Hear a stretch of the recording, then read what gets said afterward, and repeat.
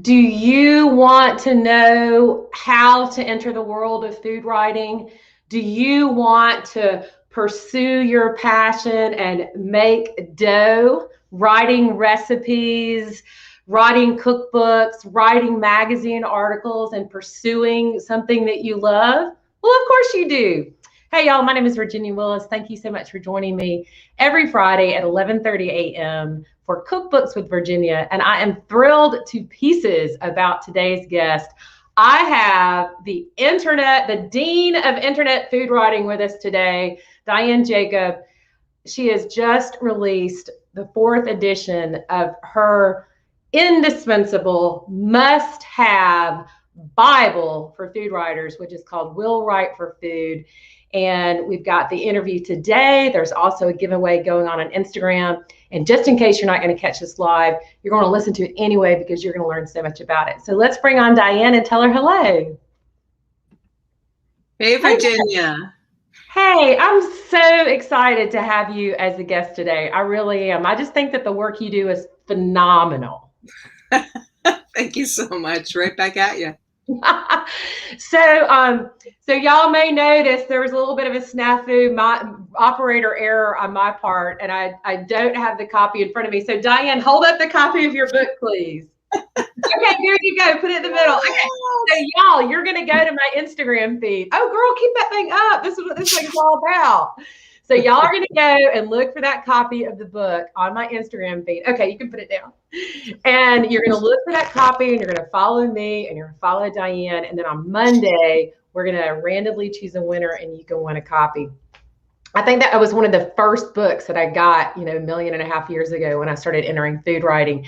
And you've changed it and it's continuously relevant. Let's talk about that for a sec. Sure. Well, the first edition came out in 2005. And at the time I had a career as a print journalist and editor. And so there were a few bloggers around and I was like, this seems like vanity publishing. I don't know what this is. I'm not going to even bother. So I left it out. And then in 2010, I had to write like 7,000 words about blogging because blogging was everywhere. Wow. Everyone was interested in blogging. Everybody was doing it. And it had evolved from just being about writing to taking incredible photographs of food and learning all the tech stuff, becoming a publisher of your own work. And then 2015 was all about trying to make money from food writing, and that has continued into the 4th edition where a lot of people come into food writing because they think that they can make a decent living at it, which is a fairly new idea. Before, people just did it as a hobby or for pleasure, and many people still do, but now there is actual money to be made. And also there's a new chapter on voice, because now that the field is crowded, you need a way to stand out, especially if you're writing about, all kinds of food and you don't have a particular focus like keto or, vegan or whatever it is. If you're a general food writer, you need a very strong voice. Yeah, yes. So I just jumped into it so quickly because I just think it's so exciting. The part that I think is fascinating is what you've just described is the relevance, because in the past 20 years or 15 years, 18 years or so, food writing has changed tremendously. And I was thinking about, I don't know if you remember it, you probably do, but when Amanda Hesser very famously told people that she would not tell anyone to go into food writing, and it was like this collective clutching of pearls and horror, but it had everything to do with the finances of it, right? Well, Amanda Hesser is a multimillionaire today with Food 52, with millions of dollars of venture funding, and she's a business person. And that's different from, I love food and I want to write about it. Right. No, true. Well, I would also say, Amanda and I are friends because we were in France at La Varenne at the same time. And she did she took food writing and and twisted it and turned it into an official business. And it's hard, right? I mean, I've been doing Yes, it it for a is. long time. It is hard to make a living food writing. There's no ifs, ands, or buts. So when so what's your advice? Like, what would your reaction to that sort of thing be? Like, what Amanda, I don't think anyone should go into food writing. Well, clearly you've written the 4th edition of this book and you think that people should. People should, absolutely. I mean, there's nothing wrong with going into it for your own pleasure as a hobby anyway, and you can always start there.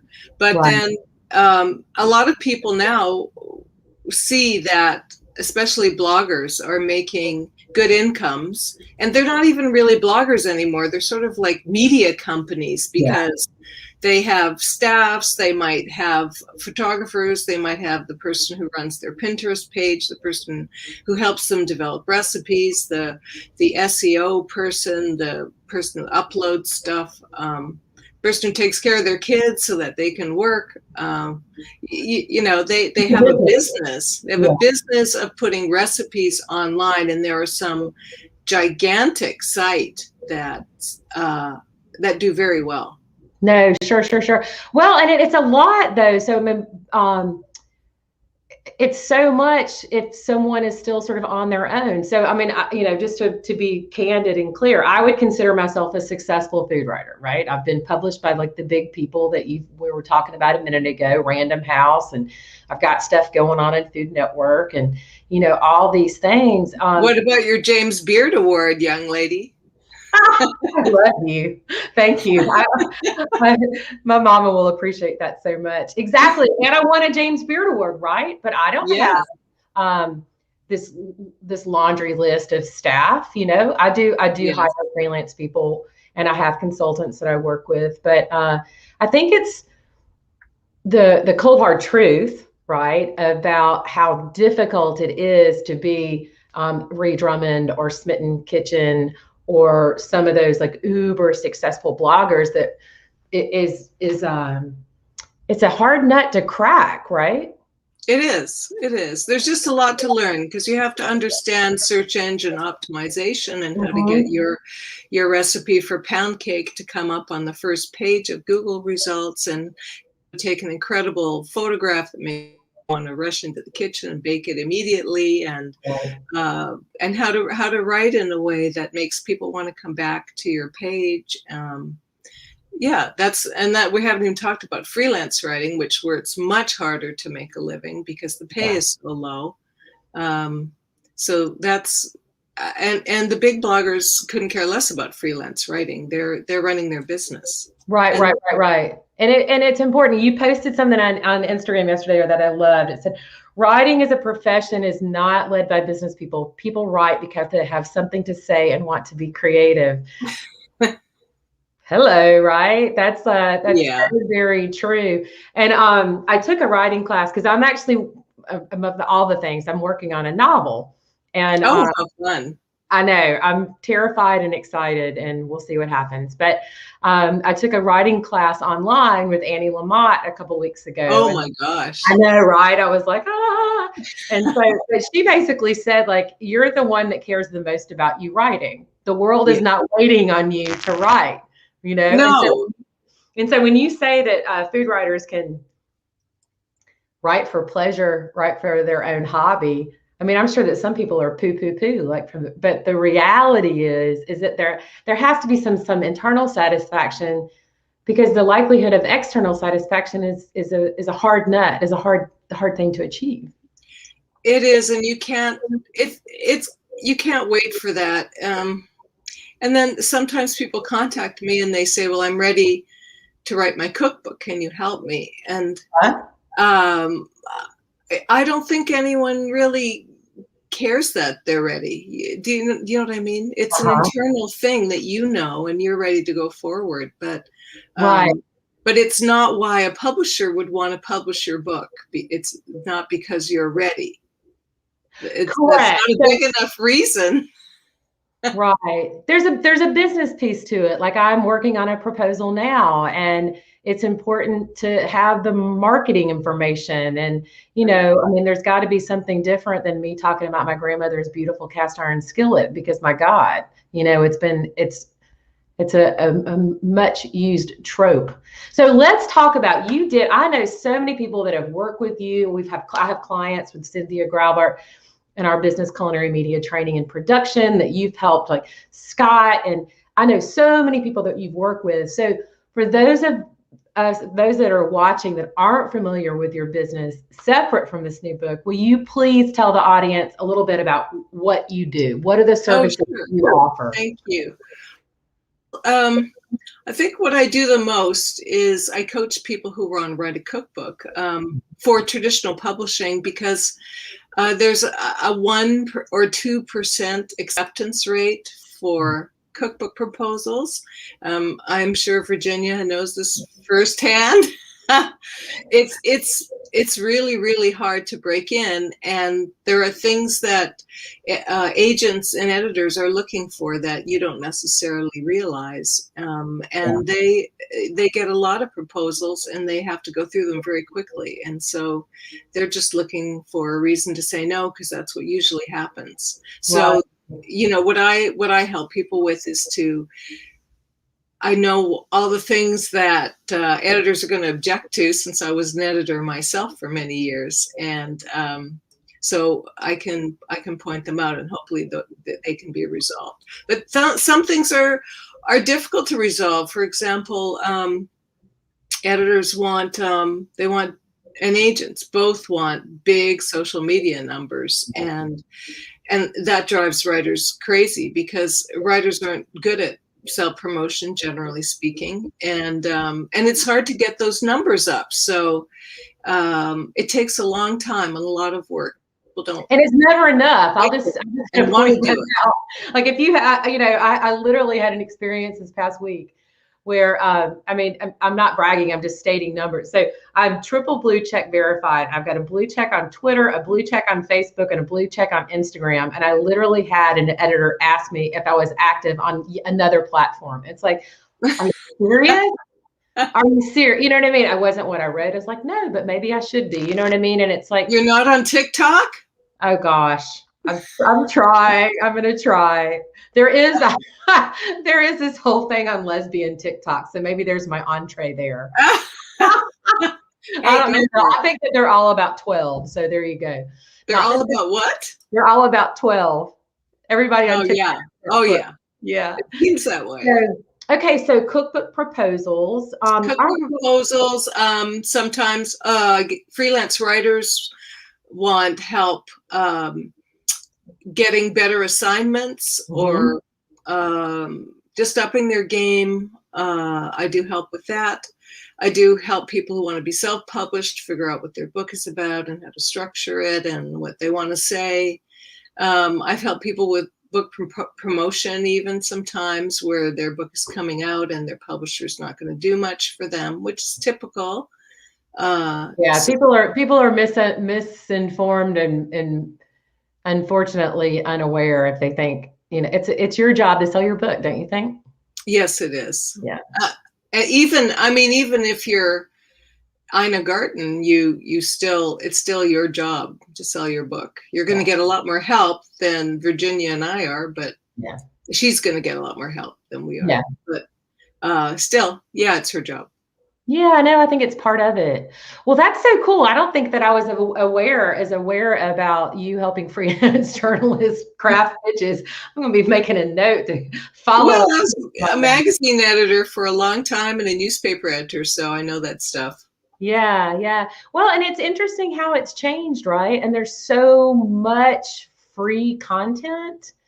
So much free content. And then in terms of being published, whether it's online or in print, the pay range I find to be breathtaking, astonishing about one recipe will be paid for to another recipe, like what the fee is for those. There seems to be absolutely no consistency. No, it's whatever the market will bear, really, and whether you stand up for yourself and ask for more money, really. Yeah, no, Which that's is hard. good. And All right, they let's know hold it's up the hard. book. Hold up the book for us, please. I'm gonna make this editor, writer person who's more comfortable in front of a computer hold up her book and promote herself. Maybe this is my new thing, Diane. I'm gonna ask the authors to do it. It's like a coaching session. So if y'all want to win a copy of this book, you're gonna go to my Instagram page. You're gonna look for the cover of that book. You're gonna follow me and follow Diane. And for more information about Diane, I want you to go to wait. I want to make sure I say it right. Go to your website, DianneJ.com, right? Yes, DIANNE. Yeah, okay, you can put it down. I'm sorry, I don't mean to keep making you do that, but I feel bad that I don't have it. So,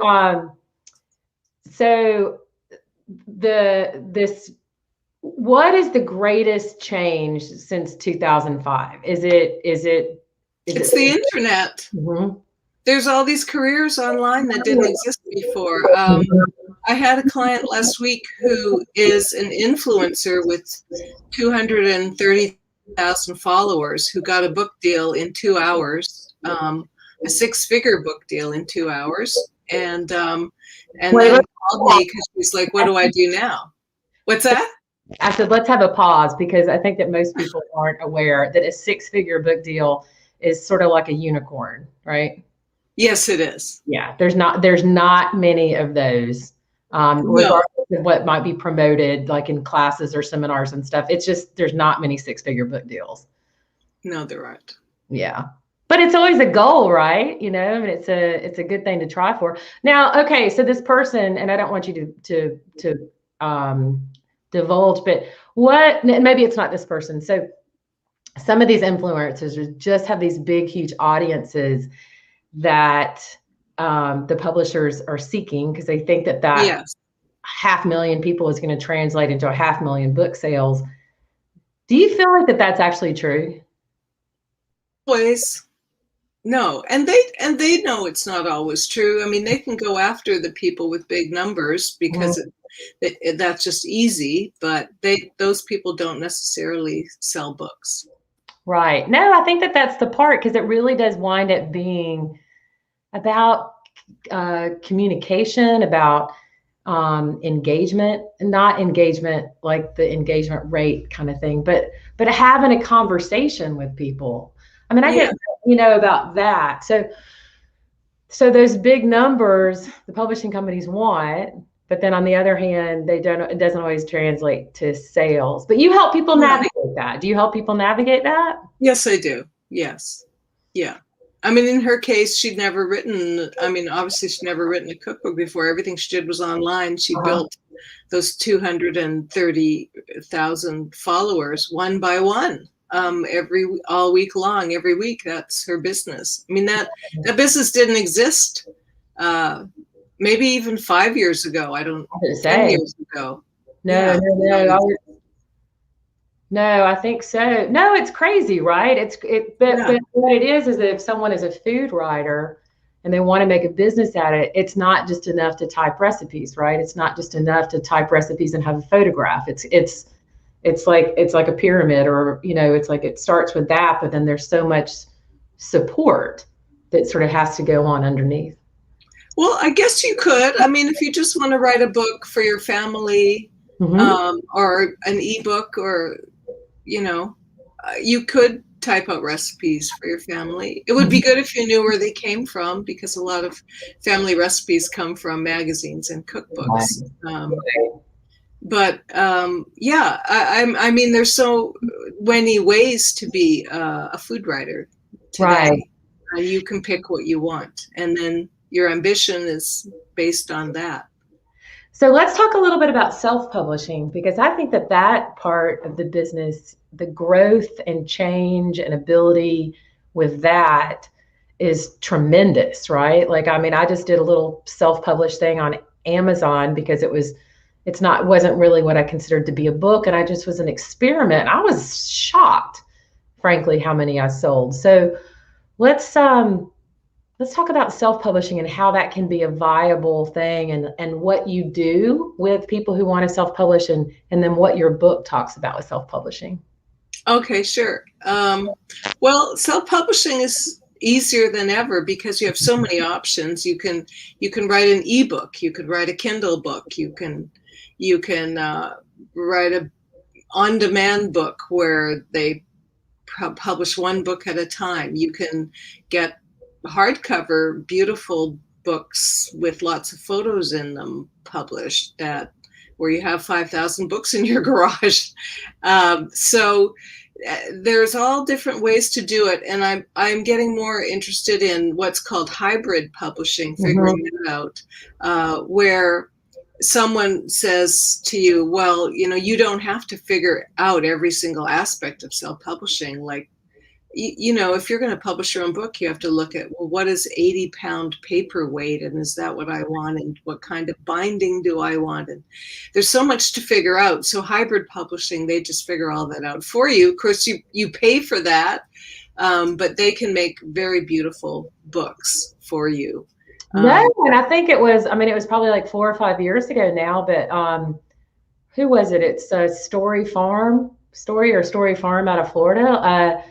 Oh shoot, Sarah Foster switched to them. She used to be with Clarkson Potter, right? Oh, really? Yeah, like a book packager or a hybrid? No, not a book packager. I think it's like, what used to be called Vanity Press, right? And I believe that it won an IACP award, right? Like the quality, is there. The quality's there, yeah. I mean, but you have to get that kind of quality. I think you need to work with a team, right? You need the professional cover designer and the professional interior designer and the editor and a good photographer, and food stylist, and so there's a team involved. Now, do you talk about this and We'll Write for Food? Do you talk about people? Mm-hmm. Yeah, I talk about food styling. I've got probably 25 pages about photography because it's such a big piece now. It's just, you're going to, if you want a lot of followers on social media is so visual, you got to understand how to take a good photo. True. And then that's been an interesting change because food photography, really good quality food photography, can be really expensive still. Oh, yes. And at the same time, the playing field is greatly leveled, right? Because the equipment is more accessible to people. Like once upon a time, a DSLR camera was $5,000. No one could buy that except someone who was a professional. Now you can get a decent DSLR for under $1,000, and and it's not quite point and shoot, but there's some point and shoots that aren't bad. And the other thing I think about that though is honestly, like I take my own photography for my blog. I'd never want to do my own cookbook. That'd be too much. Oh no, that'd be too much. But I am paid to do food photography, so that's like another thing that I've kind of put on my shingle, which I think is what you talk about in your book a lot. Is like the shingle, right? Our shingles have to be lengthy. All the different things that you can do. Yes. There's lots of people who've started out as writers and then become photographers because they fell in love with that part of it. And there are people who help other people do social media now because of what they've learned. And I mean, you have a business doing media from what you've learned. And you didn't start out doing that, I guess. Well, I guess you did in a way. No, I did. My first job cooking. My first job cooking was on Natalie Dupree's cooking show. Yes. So you've known all that. Yeah, you've known all that for a long time. So you didn't come into it from the writing part. You came into it from the writing part and the production part. Yeah. So you have mentioned a couple of times that your editorial and journalist background, and you have maintained that, and you haven't like sort of gone on into that path of like cooking and being that person. I feel like you really do occupy like a really strong and interesting place in our business. Oh, thank you. Well, I still love it as much as I always have. I mean, I still love writing, and I still love figuring out how to make it appealing to people. Yeah. I talk about entertainment in the book because so much writing is about entertaining people, and the more serious I get, the worse my writing is, I think. Well, there's a time and a place, but no, I think that that's it. We want to be educated and entertained at the same time, and we can hit that sort of sweet spot. And I don't care if it's about food writing or about, lily bulbs, right? You know what I mean? It's Right. like people want to, unless you're reading like an academic sort of, treatise about lily bulbs, then people want it to be entertained and educated. So there is that whole angle too. There's academic food writing. The Oxford Food Symposium has a event coming up. Margaret Atwood is their keynote speaker. Wow. Look at this. You got a shout out. And thank goodness she does. We are lucky. We've got lots of people loving Oh, hey, Stacy. Yeah. Random Sweets. God, she's listening. And Cynthia says Dianne is the best. Cynthia also says I should start Mature Lesbian TikTok, which is hilarious, which maybe I will. I'm sure my mother would be super happy about that. You have a class coming up that I want to make sure that we talk about. Don't you have a class that so you want to write a cookbook? I do this class on a pretty regular basis. So you want to write a cookbook, and it's a 3-hour Zoom class. We talk about, what does that mean? What do you have to do? What do you have to know? How do you figure out what your idea is? How do you make your idea appealing? Do you want to self-publish it? Do you want to be traditionally published? So I do that on a regular basis. There's one coming up in July. I haven't announced it yet, but if you get my newsletter, then you'll see whatever the events are. Okay, and they get your newsletter if they go to your website and sign up for your newsletter, correct? Yes, and it's free. And there's a lot of good links in there about food writing, trends, and best practices also. No, I think it's fantastic. And I'm really not just like fluffing your skirt. I get that newsletter. And so many times, the first thing I do when I get into newsletters is, oh my God, why did I sign up for that? Delete, unsubscribe, or unsubscribe, delete. Yours, on the other hand, I do not delete, and I star them to make sure I go back and read later. Thank you. So I really highly encourage everyone to sign up for Dianne's newsletter and her classes. And some of y'all might know that like some of our work overlaps a little bit. Cynthia and I do media training, and we've coached people on cookbooks and marketing and stuff. But I strongly feel this way. It's the pork chop theory. It's Natalie's pork chop theory, right? Yes. Like, if I'm competing by myself, then, we put 2 pork chops in the pan on high heat. If you put 1 pork chop in the pan on high heat, it'll burn. But if you put 2 pork chops in the pan, they sort of feed off the fat. And what you do is different enough than what I do. I just think the world is a better place if we help each other, right? I love that. And you've always been so supportive and helping lots of people, actually doing shout outs for them. And I really appreciate that. And this is a way of supporting me too. So it's wonderful. Yeah, no, it's good. Well, I have 5 questions. I certainly hope. No, we hadn't had any questions. Everyone's just, I guess, like super wrapped with our stimulating conversation. But I have 5 questions that I ask everybody, and I want to ask you to, if I can figure out where I put it. 5 questions. Yeah. Okay. So, what is the last cookbook you read from or cooked from? The night before last, I was flipping through East. I don't know if you know that cookbook, but it's vegetarian, a lot of Indian, Asian recipes. No. It's not the usual. Mira Sota, I think is her name. Oh, okay. No, I'll have to check it out. And something looked good, and I had all the ingredients in the fridge, so I made it for dinner, and it was excellent. So that made me so happy. Oh, that's so nice. Yeah, that doesn't always happen. Yeah, no. Well, and it's serendipity, right? You just like pick it up, and you got all the ingredients in your fridge, and it works, and all that. Like that's sort of a miracle in some things. All right, so so I know you do like to cook. What is one of your most indispensable cooking tools? I think the thing I love the most is my microplane zester. I put a lot of lemon zest in things. It's lemon juice for me is too acidic, and so the zest is less acidic, and it gives a big bump of flavor. And actually, it was one of the ingredients in this dish that really helped bump up the flavors. Oh, that's so nice. Yeah. And then also, like if you're dealing with green vegetables and stuff, like the lemon zest won't discolor the green vegetables, whereas like lemon juice, makes it that sort of army drab. Oh, yes. Color. So yeah, no, that's good. It's always curious to know like what that is for people. All right. So say on that same note, you just mentioned lemon and acidity. What's your favorite flavor? Sour, salty, bitter, sweet, or savory? Sweet. I have an insatiable sweet tooth. Try to tame it. I really do. It's so horrible. I'm doing all these recipes. I'm doing a Thanksgiving recipe development project for 2022. And I baked biscuits, 2 pies, and 3 cakes yesterday. And I'm like, oh boy.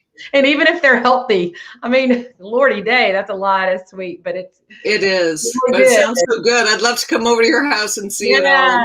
Yeah. Your neighbors are going to love you. No, I know. Exactly. That's it. So you're primarily dealing with people writing and that want to write, but we've just discussed like how important blogs are and videos and things like that. Do you ever watch like cooking content on TV or online? And do you like to? Oh, sure. Who are some of the people that you like to watch? I guess I still like the classics. I still like to watch Julia Child and Jacques Pepin and Martin Yan, just because, and I like to watch Nigella Lawson. She's amazing. She's so sexy. Oh my God. I always feel like she's got to like slather whipped cream on her breast or something. Sorry, probably shouldn't have said that. But, it's like she is very sexy, but she's sensual. There's a sensuality. Sensual and intellectual, a really good combination. It's like the perfect woman, right?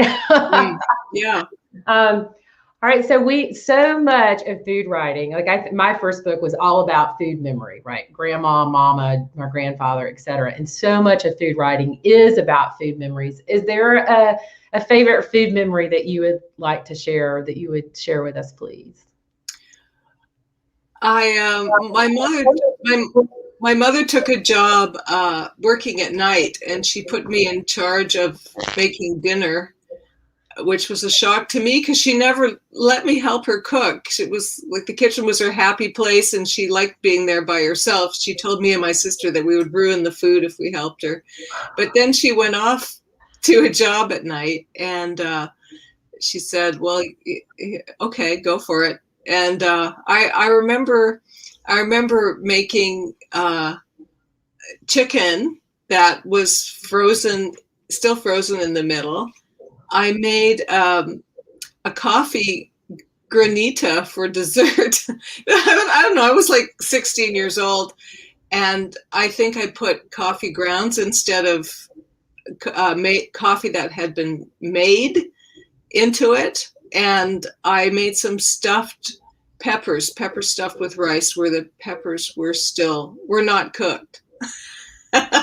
And my father ate it all and congratulated me. He was so sweet. Oh my God, that's so wonderful. Oh my gosh. Well, it was like sink or swim, I guess, right? Sink or swim, yeah. Yeah, but I had no idea what I was doing. Yeah. Well, and the thing is about, I'm asked that a lot, like, what's your biggest failure? Oh my God, I have kitchen failures every day. I literally, if you're not making mistakes, you're not learning. Yes. I had a boss who used to say, the man who don't stub his toe ain't moving. There you are. Not proper English. But, and also about men, but whatever. Madam Editor, you can't help yourself, right? Right. So, hey, hold the book one more time for me. Yes, ma'am. Sure it is. All right, y'all. Go to my Instagram feed. Look for the cover of that book. Follow me. Follow Dianne. Dianne, thank you so much for coming on today. Thank you so much, Virginia. Yes. Huge fan. All right, we will be in touch, and I'll be tagging you across the weekend so that we can promote this giveaway. And congratulations on the publication of your book. Thank you so much. Yes.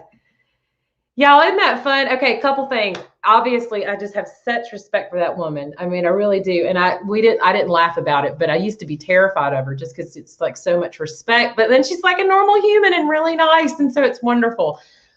This is a real wall. This is not a backdrop. I'm in Florida. So I had a couple people ask about that. Wait, you can't see it. I did put a purple streak in my hair.